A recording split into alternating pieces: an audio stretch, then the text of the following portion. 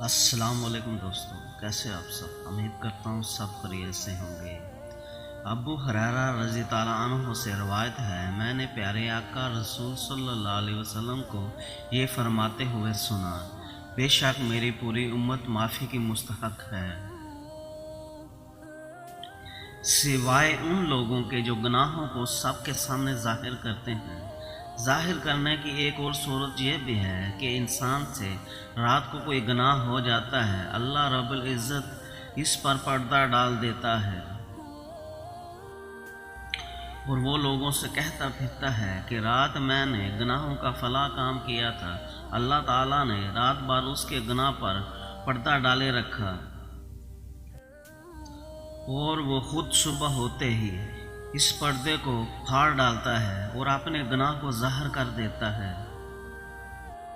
حضرت محمد صلی اللہ علیہ وسلم نے فرمایا، جب ایک نوجوان انسان توبہ کرتا ہے تو مشرق سے مغرب تک کے قبرستانوں میں سے 40 دن تک عذاب ہٹا لیا جاتا ہے۔ رسول پاک صلی اللہ علیہ وسلم نے فرمایا، ایک آدمی صرف مکھی کی وجہ سے جنت میں چلا گیا اور دوسرا جہنم میں۔ صحابہ رضی تعالیٰ عنہ نے عرض کی، یا رسول اللہ صلی اللہ علیہ وسلم، وہ کیسے؟ اللہ پاک کے پیارے حبیب رسول صلی اللہ علیہ وسلم نے فرمایا، وہ آدمی ایک قبیلے کے پاس سے گزرے، اس قبیلے کا ایک بت تھا جس پر چڑھاوا چڑھائے بغیر کوئی آدمی وہاں سے نہیں گزر سکتا تھا۔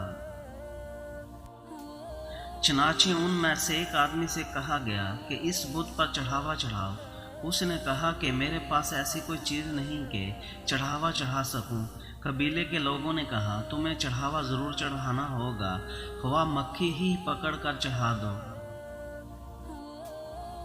مسافر نے مکھی پکڑی اور بت کی نظر کر دی، لوگوں نے اسے جانے دیا، چنانچہ وہ اس چڑھاوے کی وجہ سے جہنم میں چلا گیا۔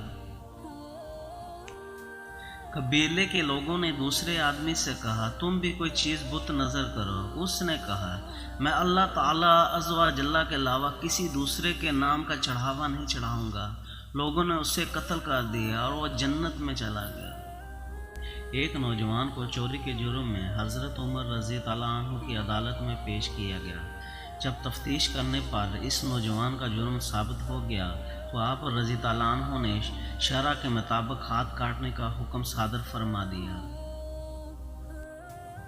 وہ نوجوان فریاد کرنے لگا اور رونے لگا، معافی کا طلبگار ہوں کہ یہ میری پہلی چوری ہے، میں آئندہ کبھی بھی چوری نہیں کروں گا۔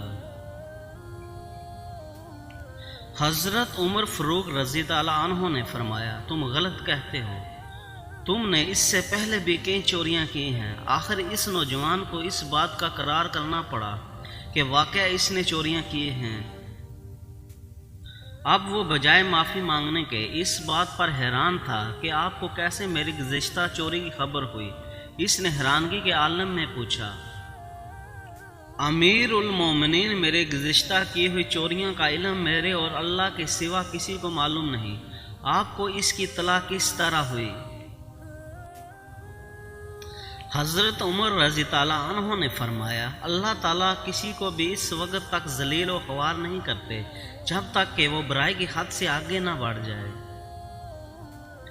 سبحان اللہ، یہ ہے وہ عمر رضی تعالیٰ عنہ جن کو دیکھ کر شیطان بھی اپنا راستہ بدل لیتا ہے۔ اور ہمارے پیارے نبی صلی اللہ علیہ وسلم نے فرمایا، اگر میرے بعد کوئی نبی ہوتا تو وہ عمر ہوتا۔ ایک دفعہ حضور پاک صلی اللہ علیہ وسلم محفل میں بیٹھے تھے، آپ صلی اللہ علیہ وسلم نے فرمایا، جب کسی کے والدین کی موت ہو جائے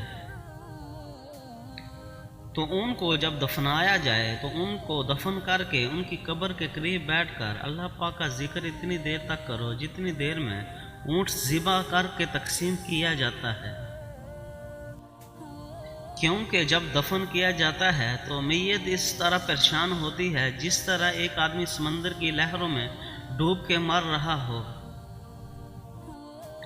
جب اللہ پاک کا ذکر ہو رہا ہوتا ہے تو میت پریشان نہیں ہوتی اور میت بہت خوش ہو جاتی ہے کہ اولاد نے میرا حق ادا کر دیا ہے۔ اللہ پاک ہم سب کو اپنے احکامات پیارے رسول صلی اللہ علیہ وسلم کی سنت اور والدین کا فرما بردار بننے کی توفیق عطا فرمائے، آمین۔ دوستو اگر ویڈیو اچھی لگی ہو تو لائک شیئر سبسکرائب ضرور کریں، شکریہ۔